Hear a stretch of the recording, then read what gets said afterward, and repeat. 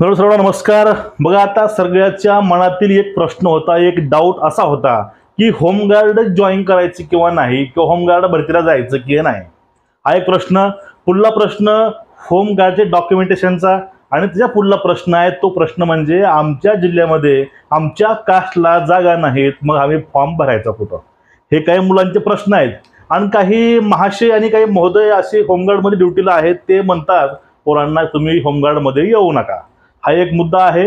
आणि याचा फायदा जो आहे, होमगार्डला फायदा नेमका कसा होणार आहे, आपण ह्या व्हिडिओत मित्रांनो बघणार आहोत।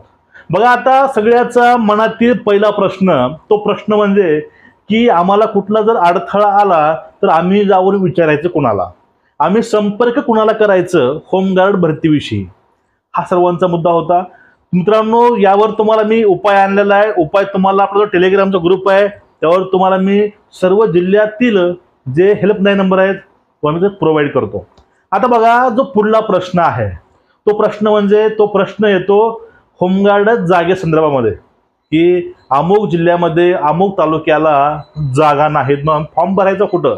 बघा, होमगार्ड भरती ही जिल्ह्यासाठी असते आणि तुम्ही त्या ठिकाणी आपल्या गावापासून आपली जी हद्दीमधील जवळचा तालुका कुठला आहे तर तुम्ही फॉर्म भरू शकता। तुम्हाला यापेक्षा अजून जास्ती माहिती हवी असेल, तुम्हाला मी शेवटला नंबर प्रोव्हाइड करतो, जाऊन तुम्ही त्यावरती फोन लावून तुम्ही माहिती ही पूर्णपणे विचारू शकता। आता बघा, थोडंसं आपण सत्कार करूया अशा मुलांचा ते होमगार्डमध्ये आहेत आणि ते म्हणतात तुम्ही होमगार्डमध्ये येऊ नका अशा लोकांचा। बघा, एखादा मुलगा होमगार्डमध्ये येतोय, गरीब घरातला असेल, त्याला तिथून 10% आरक्षण मिळणार आहे भरतीसाठी। पूर्वी 5% होतं, आता नेक्स्ट भरतीमध्ये 10% व्हायची शक्यता आहे। हा मुद्दा झाला पहिला, की एखाद्या गरीब विद्यार्थ्याला 10% आरक्षण मिळते आपल्या कास्टमधून होमगार्डसाठी। हा मुद्दा पहिला। दुसरा मुद्दा, गावामध्ये पुरीच्या मागे फिरण्यापेक्षा 6 महिने तुम्हाला काम भेटतं होमगार्डचं आपल्या गावाजवळ, हे वाईट आहे का? बघा, एखाद्या लहान लेकराला आपला बाप किंवा आपण 1 रुपया देत नाही, असाच तुम्हाला शासन 6 महिने काम देते, बरोबर आहे। त्यामुळे तुम्हाला 6 महिने तुम्हाला काम मिळेल, तुम्हाला ट्रेनिंग मिळेल आणि तुम्हाला खाकी वर्दी घालायचा चान्स तुम्हाला मिळू शकतो। आणि होमगार्डची ड्युटी करत करत तुम्हाला पोलीसच्या कामाचा अनुभव सुद्धा चांगल्या प्रकारे होऊन जातो। एवढे त्यामध्ये फायदे आहेत। तरीही काही मुलं म्हणतात, मुलांना डिमोटिवेट करण्यासाठी म्हणा किंवा काही गोष्टीसाठी, की हे बरोबर नाही, हे तुम्ही त्यामध्ये येऊ नका। त्यांना भीती काय असते माहिती आहे का? अशा लोकांना भीती एक असते, जर यामध्ये जर पोरं आले तर नेक्स्ट भरतीच्या वेळेस म्हणजे आफ्टर 3 इयर नंतर अजून परत यामध्ये ह्या आरक्षणामध्ये अजून टफ कॉम्पिटिशन चलल, हा यांचा समज असू शकतो, आपण नाकारू शकत नाही। ह्या गोष्टी होत्या। आणि गोष्ट आहे पगाराची।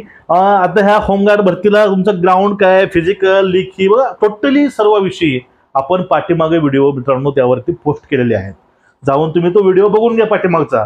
त्यात तुम्हाला मी पूर्णपणे तुम्हाला सविस्तर सांगितलेलं आहे की होमगार्डची भरती नेमकी असते कशी, ह्याची प्रोसेस जी आहे तुम्हाला ते प्रोसेस मी पूर्ण सांगितलेली आहे। त्यामुळे तुम्ही तो व्हिडिओ इग्नोर करू नका, जाऊन तुम्ही तो व्हिडिओ बघून घ्या।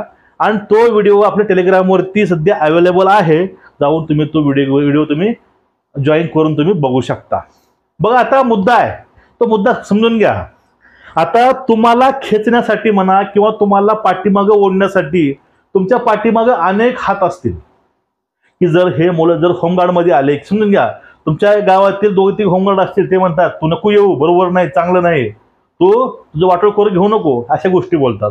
पण ध्यान ठेवा, तुम्ही कुठलेही क्षेत्र निवडा, ते त्यामध्ये कसं तुम्हाला यशस्वी व्हायचं तुम्ही त्यामध्ये जाऊन तुम्ही यशस्वी होऊन दाखवू शकता। पण बाहेर रस्त्यावर करण्यापेक्षा होमगार्ड केलेलं कधी पण चांगलं, तुम्ही हा चान्स सोडू नका।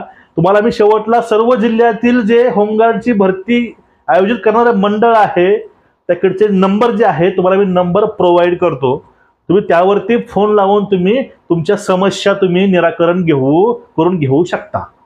डॉक्युमेंटचा विषय असेल किंवा कुठलेही विषय असेल, तुमच्या मनातील जे डाऊट असतील आपण त्याविषयी पाठीमागे व्हिडिओ पोस्ट केले ऑलरेडी। पण तुम्हाला जे पुढील कुठल्या गोष्टी अजून अडथळे असतील तर तुम्ही त्यावरती फोन लावून तुमच्या समस्येचं निराकरण करून घेऊ शकता। तुम्हाला व्हिडिओ आवडला असेल तर मित्रांनो चॅनलला सबस्क्राईब करून व्हिडिओ शेअर करा अशा मुलांना ज्यांना खरंच या नोकरीची गरज आहे भविष्यामध्ये अशांना। आणि आपला ग्रुप तुम्ही जॉईन करून घ्या। जय हिंद सर्वांना, जय महाराष्ट्र, वंदे मातरम.